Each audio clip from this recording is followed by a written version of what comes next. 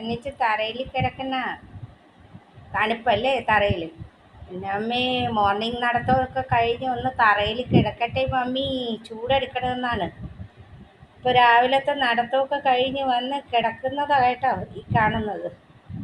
ഇവിടെ ഇപ്പോൾ ഇത്തിരി തണുപ്പല്ലേ, ഭയങ്കര ചൂട് കേട്ടോ, കൊടും ചൂട്.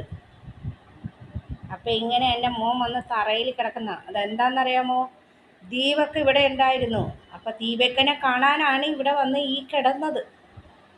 റൂമിൽ കിടന്ന ദീപക്കിനെ കാണാൻ പറ്റൂലല്ലോ. അപ്പോൾ ഇവിടെ വന്ന് കിടന്ന അടുക്കളയിൽ ദീപക്ക് ഇരിക്കുന്ന കാണാൻ വേണ്ടി കള്ളക്കുട്ടൻ ഇവിടെ വന്ന് കിടന്നു. അപ്പോൾ ആ സുഖത്തിന് കിടന്ന് ഉറങ്ങുന്നു തറയിൽ.